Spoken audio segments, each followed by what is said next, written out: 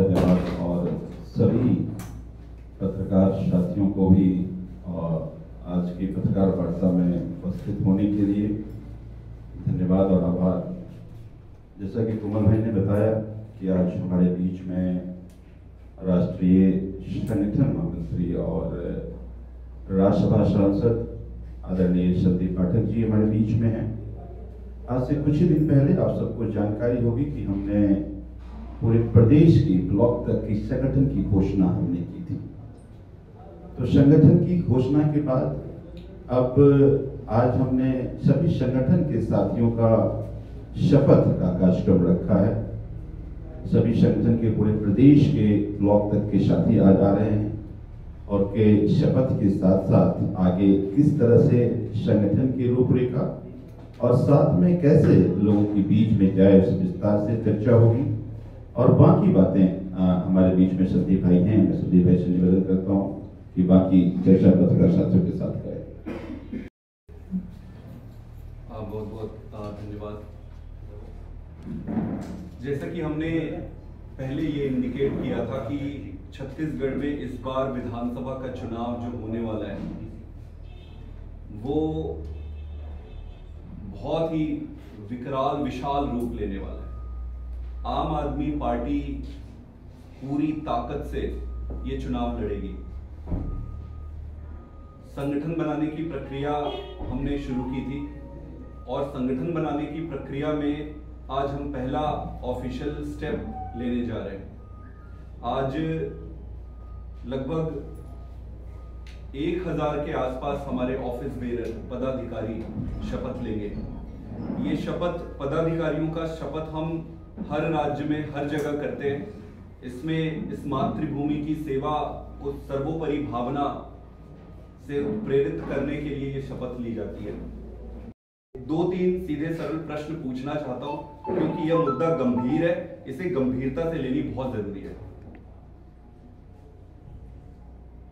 पिछले 4-4.5 साल में मुख्यमंत्री जी ने क्या एक भी सीरियस कदम उठाया है इस मुद्दे को डील करने के लिए? पहला।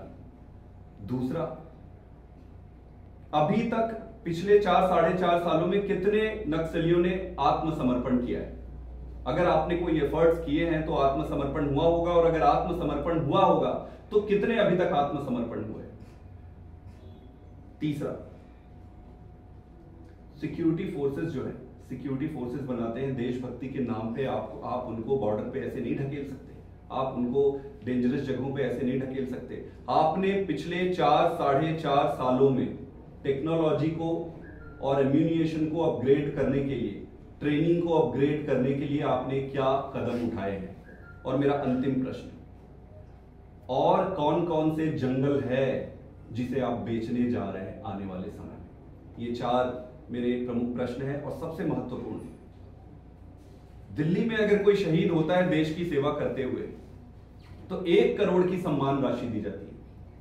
पंजाब में जब कोई शहीद होता है तो 1 करोड़ की सम्मान राशि दी जाती है। यहां पर भी तो शहीद हो रहे हैं, 1 करोड़ क्यों नहीं दे सकते मुख्यमंत्री साहब? क्या उनकी नियत में खोट है, वो 1 करोड़ देना नहीं चाहते, या फिर उनके पास पैसा नहीं है? उनको स्पष्ट करना चाहिए कि 1 करोड़ की सम्मान राशि देने में क्या तकलीफ है। हम मांग करते हैं कि तुरंत 1 करोड़ की सम्मान राशि जितने भी शहीद हो रहे हैं, हुए हैं, उनको दिया जाए। और ये 4 प्रश्न मेरे मुख्यमंत्री जी से है। और ये मुद्दा राजनीति करने का नहीं है, इस मुद्दे पे हम राजनीति नहीं करना चाहते। इस पे अगर बोलना चाहते तो बहुत कुछ बोला जा सकता है, लेकिन प्रश्न जब देश की आंतरिक सुरक्षा की है तब राजनीतिक एकजुटता बहुत अनिवार्य है। और मुद्दा है जो मुझे लगता है बहुत जरूरी है हाईलाइट करना। अभी जो हमारे 10 जवान शहीद हो गए, बहुत दुख भी होता है और गुस्सा भी आता है कि आए दिन 2000, अगर आप पिछले 5 साल में देखेंगे तो लगभग 200 से ज्यादा जवान शहीद हो चुके और सैकड़ों घायल हो गए। कांग्रेस अकेले के समय में आप देखेंगे तो 50 से ज्यादा शहीद हो गए पिछले कुछ समय में। 2021 में हुआ, फिर 2020 में हुआ, बीजापुर सुकमा बॉर्डर। बड़े दुख की बात है कि राज्य की सरकार कभी भी इस मुद्दे को सीरियस नहीं ले रही है। पिछली बार 2021 में, मेरे ख्याल से दिसंबर 2021 में मुख्यमंत्री बघेल साहब ने ये कहा था कि हम 360 व्यू लेंगे, 360 डिग्री व्यू लेंगे, सिर्फ बुलेट से मैटर एड्रेस नहीं होगा, ये उन्होंने कहा था। दोनों मुद्दे को लेके करते हैं। हाँ, छोटा दोनों सेपरेट है। दो प्रमुख मुद्दे हैं जिसके कारण आज हम यहाँ इकट्ठे हुए हैं। सबसे पहला तो ये आम आदमी पार्टी की जो पदाधिकारी नियुक्त हुए हैं, लगभग 1000 के आसपास, उनके शपथ ग्रहण है। इस शपथ ग्रहण में हम देश की सेवा के लिए शपथ लेते हैं और ये शपथ लेते हैं कि देश हमारे लिए सर्वोपरि है, पार्टी हमेशा दूसरे नंबर पर है। तो इस शपथ के बाद अगले 2 कदम और होंगे, जिसके बाद हम सर्कल लेवल पे और फिर विलेज लेवल पर हमारा संगठन बनेगा। तो आने वाले लगभग महीने 1.5 महीने में हमारा संगठन गांव-गांव तक पहुंच जाएगा, हर गांव में हमारी कमेटी होगी। इसके अलावा एक दूसरा और महत्वपूर्ण मुद्दा है, जिस तरीके से नक्सली हमले में हमारे 10 जवान शहीद हो गए, ये बड़ा गंभीर प्रश्न चिन्ह लगाता है हमारी पूरी व्यवस्था पर। सबसे पहला प्रश्न तो यही है कि क्या हम इस मुद्दे को लेकर सीरियस है, क्या हमारी सरकार सीरियस है, क्या मुख्यमंत्री जी बघेल साहब सीरियस है इस मुद्दे पे लेकर। मुझे 2-3 प्रश्न हैं उनसे। सबसे पहले तो प्रश्न यही है कि आज तक 4-4.5 सालों में आपने इस मुद्दे से निपटने के लिए क्या क्या कदम उठाए हैं। मुख्यमंत्री जी ने ये कहा था कि वो 360 डिग्री सॉल्यूशन अडॉप्ट करना पड़ेगा। 360 डिग्री सॉल्यूशन अडॉप्ट करना पड़ेगा तो आपने रोजगार की क्या व्यवस्था की है, शिक्षा की क्या व्यवस्था की है, सहभागीदारी की, उनसे बातचीत की क्या व्यवस्था की, क्या ऐसी कोई भी स्टेप्स लिए गए थे जिससे इस मुद्दे को निपटा जा सके। अगला मेरा प्रश्न ये है कि इन्होंने कहा कि अगर आत्मसमर्पण कोई करते हैं तो उनको इतना मुआवजा दिया जाएगा, इतने दिन लॉक इन पीरियड रहेगा उनका मुआवजा। मैं जानना चाहता हूं कि पिछले 4-4.5 सालों में कितने लोगों ने आत्मसमर्पण किया, और आत्मसमर्पण किया तो उनके क्या, आप उनको क्या सहयोग कर रहे हैं।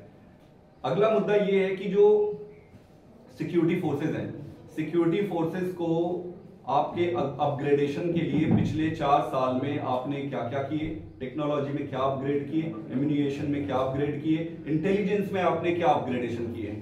सारे फ्रंट पर सरकार फेल है, और अंत में जब भी ऐसी कोई दुर्घटना होती है तो आ जाते हैं और कहते हैं कि ये मुआवजा देंगे, वो मुआवजा देंगे, ये ऐसे छोटे छोटे मुआवजे। पहले तो इसको रोकने की कोशिश करो।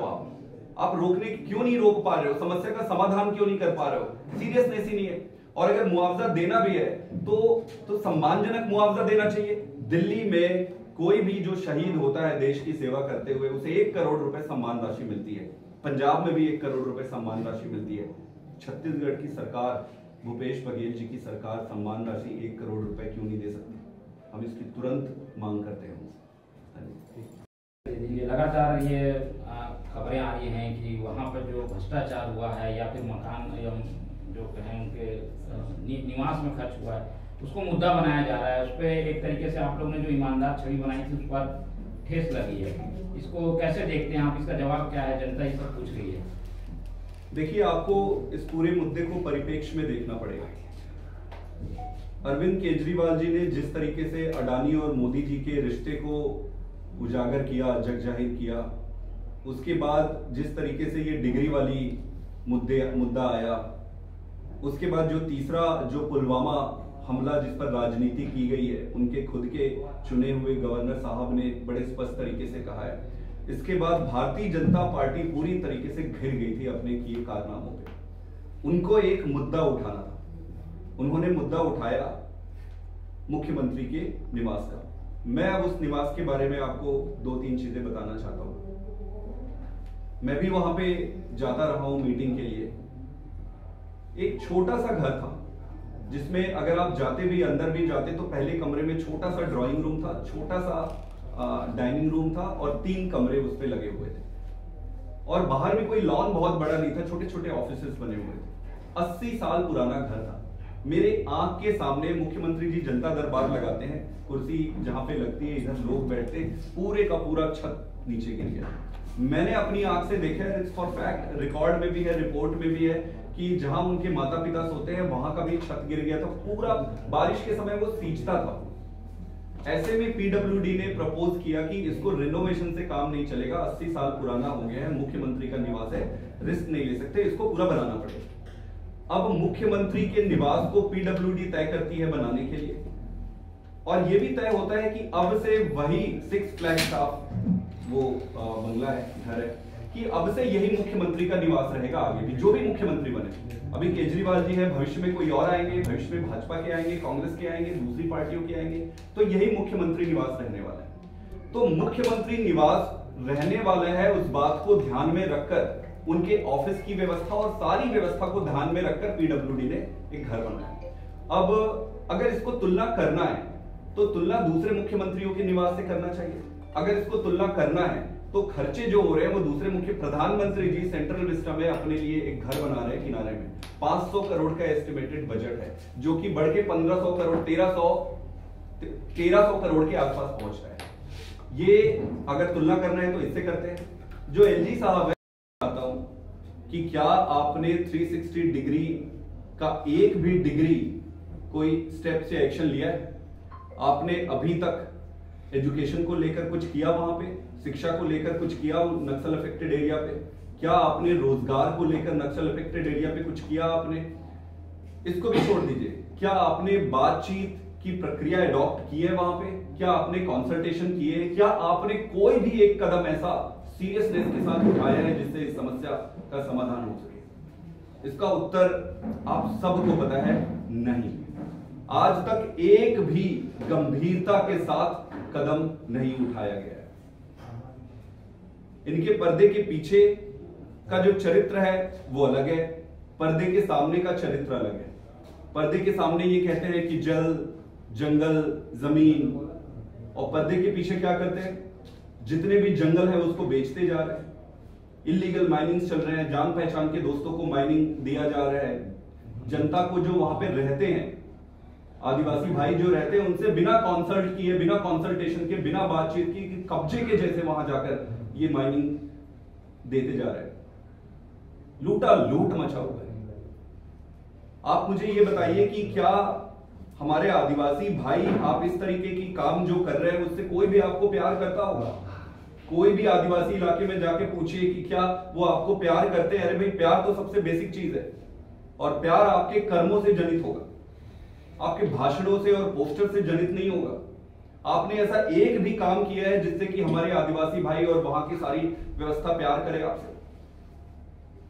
जब भी ऐसी दुर्घटना होती है, ये आ जाते हैं, फिर कहते हैं हम ये मुआवजा देंगे, वो मुआवजा दे देंगे, जो अपना आत्मसमर्पण करेंगे उसको मुआवजा दे देंगे, जो शहीद हो गए उनको। अरे मुआवजा दे रहे हो आप? पहले जान को आप जोखिम में डाल रहे हो और फिर बाद में कहते हो मुआवजा दे देंगे। अपने पास रखो। और मुआवजा भी क्या दे रहे हैं? 10 लाख दे दिए, 1 एकड़ जमीन खरीदोगे तो रजिस्ट्री फ्री कर देंगे, ये करोगे तो फलाना कर देंगे, ये ढिमका कर देंगे। ये मजाक है ये? आप भी बता रहे, भाजपा कांग्रेस के तमाम नेता गए, प्रदेश के भी, आप पार्टी से कौन गया? चलो आप लोग यहाँ से कोई जा रहे होंगे आप? जी 30 तारीख को किस तरह अभी गए? पहले से निर्धारित है। ये आम आदमी पार्टी चुनाव में तो उतरने जा रही है, लेकिन जो आप बता रहे हैं कि 1 लाख तक पदाधिकारी बन जाएंगे, क्या चुनाव तक हो पाएगा? इतने जल्दी आप लोग इतना बड़ा संगठन खड़ा कर पाएंगे? समय कम नहीं, समय पर्याप्त है। पहला 2 स्टेप जो होता है, अभी देखेंगे कि अभी हम एक अभियान चलाए थे, कार्यकर्ता जोड़ने का अभियान। उसके बाद संगठन का अनाउंसमेंट हुआ। पहला अनाउंसमेंट है, लगभग 1000 के आसपास है। 1000 को अब ये चेन रिएक्शन पे होता है। इसके बाद अगला स्टेप और उसके अगला स्टेप 15 से 20 दिन में अगला स्टेप हो जाएगा, उससे 15 से 20 दिन में अगला स्टेप हो जाएगा। कुछ खास जगह फोकस कर रहे हैं क्या? कई पार्टियां कुछ खास संभागों में ध्यान दे रही हैं, तो आपकी ओर से भी ऐसा ही है कि पूरे प्रदेश में आप लोग? पूरे प्रदेश में चुनाव लड़ रहे हैं, पूरी ताकत से चुनाव लड़ रहे हैं। सारे विधानसभा में चुनाव लड़ेंगे और सारे विधानसभा को पूरी ताकत से चुनाव लड़ेंगे, सरकार बनाने को ध्यान में रखना। जो क्षेत्रीय पार्टियां हैं उनसे क्या आप लोग कोई गठबंधन पे कुछ नहीं, हमारा सीधा सरल अप्रोच यही है कि हम अकेले जाएंगे अपने शक्ति और सामर्थ्य के बल पर जनता तक अपने मुद्दे को पहुंचाएंगे और अकेले चुनाव लड़ेंगे कर रहे हैं। और राज के नाम पर आप जब हाथ पे हाथ धरे बैठे हुए हैं, आपकी प्रायोरिटी ही नहीं है, आपकी प्राथमिकता में ही नहीं है, तो प्रश्न तो पूछना पड़ेगा। ऐसे तो नहीं चले सकता है, ऐसे तो जवानों को शहीद होने नहीं दिया जा सकता है, ऐसे जंगलों को बिकने नहीं दिया जा सकता है, ऐसे जो हमारी आदिवासी भाई वहां पे रहते हैं उनके लिए बेरोजगार, उनके लिए शिक्षा, इनको नजरअंदाज नहीं किया जा सकता। तो मुझे उम्मीद है कि मुख्यमंत्री जी इस मुद्दे को सीरियस लेंगे और मेरे सारे प्रश्नों का उत्तर देंगे। बहुत बहुत धन्यवाद। अगर आपके कोई प्रश्न। ये आप लोग जो शपथ ग्रहण कराए, शपथ ग्रहण की क्या जरूरत पड़ी? आमतौर पर संगठन में नियुक्तियों पर शपथ ग्रहण तो होता नहीं है, शपथ ग्रहण क्यों कराए? आमतौर पर नहीं होता होगा। हमारी पार्टी में जब एक पद देते हैं तो पद की भावना का बोध कराने के लिए जब हम शपथ लेते देश की सुरक्षा के लिए भी, देश की सेवा के लिए भी हम शपथ लेते हैं अलग अलग जगह पर, तो ये बहुत अच्छी चीज है। इस पे हम ये कहते हैं कि पार्टी हमारे लिए द्वितीयक है, प्राथमिकता जो है देश है, राष्ट्र सर्वोपरि है। अच्छी भावना के लिए, देशभक्ति की भावना के लिए ऐसे प्रैक्टिसेस होते रहने चाहिए, सभी पार्टियों को करना चाहिए। के बाद 1000 के आसपास हमारे ऑफिस बेरर अपॉइंट हो जाएंगे। इसके बाद फिर हम जो दूसरा कदम लेंगे वो सर्कल लेवल पर संगठन को ले जाने का लेंगे। सर्कल लेवल पे ले जाने का कहने का मतलब ये है कि हर 5 से 10 गांव के पीछे एक ऑफिस बेरर की टीम होगी, उनका भी शपथ होगा, वो हमारा दूसरा कदम होगा। तीसरा कदम जब हम लेंगे संगठन का, तो वो हर गांव में गांव की कमेटी और हर वार्ड में वार्ड की कमेटी से होगी। 11 मेंबर्स कमेटी बनेगी हर गांव में, और इस तरीके से लाखों की संख्या में पदाधिकारी नियुक्त होंगे और शपथ लेंगे। मेरा यह मानना है कि आम आदमी पार्टी का संगठन आज इस देश में, और मैं पूरी जिम्मेदारी के साथ कह रहा हूं, आम आदमी पार्टी का संगठन जिस राज्य में भी हमने बनाया है पूरी तरीके से देश में बहुत मजबूत है।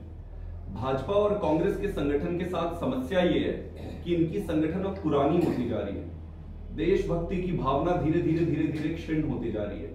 आम आदमी पार्टी दूसरी तरफ की संगठन जो बन रही है वो यंग है, नए जमाने के संगठन है, नया संगठन है, देश भावना से, देश प्रेम की भावना से ओतप्रोत है। तो हमारा संगठन, हमारे संगठन की ताकत इतनी सक्षम रहेगी कि भाजपा और कांग्रेस दोनों को एक साथ निपटने के लिए तैयार रहेगी। तो आज शपथ ग्रहण का कार्यक्रम है, अगले 15 से 20 दिन में हम अगले स्टेप के सर्कल लेवल की शपथ फिर होगी, और उसके बाद आने वाले समय में फिर हम विलेज कमेटी बनने के बाद फिर लार्ज स्केल पे एक बहुत बड़ी शपथ ग्रहण की जाएगी, और उसके बाद हम आगे का कैंपेन शुरू करेंगे। पेंटिंग, पुताई, साफ सफाई जो करते हैं ना, जाला माटा निकालने वाला, वो करवाने में 15 करोड़ लग गए। इसी तरीके से दूसरे मुख्यमंत्री 150 करोड़ 200 करोड़ के लिए अपने लिए फ्लाइट लेते हैं, चलिए आपको जरूरत है आप लीजिए। मेरा कहने का मतलब ये है कि इस मुद्दे को परिप्रेक्ष्य में देखिए। मुद्दे को अगर आप परिप्रेक्ष्य में देखेंगे तो मुख्यमंत्री निवास को पीडब्ल्यूडी ने जो घर बनाया है, जिस तरीके से सबके बनाते हैं वैसे उन्होंने बना के दे दिया। भाई हमें पहले जिस छोटे से घर में दिया था वहां मुख्यमंत्री जी रह लिए, आज बना के वापस दे दिया, वहां पे चले गए रहने के लिए, कंटिन्यू कर लिए। अगर इनको लगता है कि वो बहुत लैविश बन गया है तो वो एलजी साहब वहां रह ले, हमें कोई दूसरा घर दे दे, हम दूसरे घर में रह लेंगे।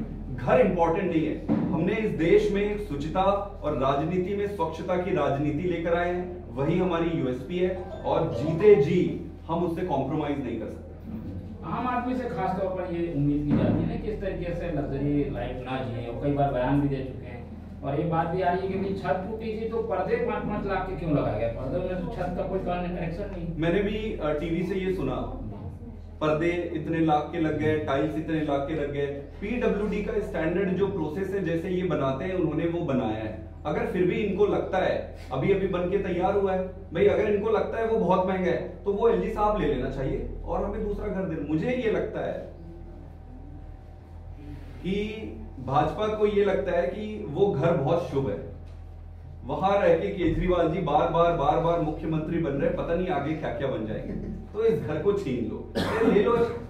आपके वहां रहने से, आपका कर्मों से आदमी आगे बढ़ता है, तो अगर वो घर लग रहा है कि ज्यादा लग्जरी बन गया है, आपके तो बड़े नेताओं के रहते ही है, चलो आम आदमी को हमें नहीं चाहिए, आप ले लो वो घर, बड़ा सिंपल सा होता है, आप हमें दूसरा घर दे दो। ठीक, थैंक यू। चले मन से उजाला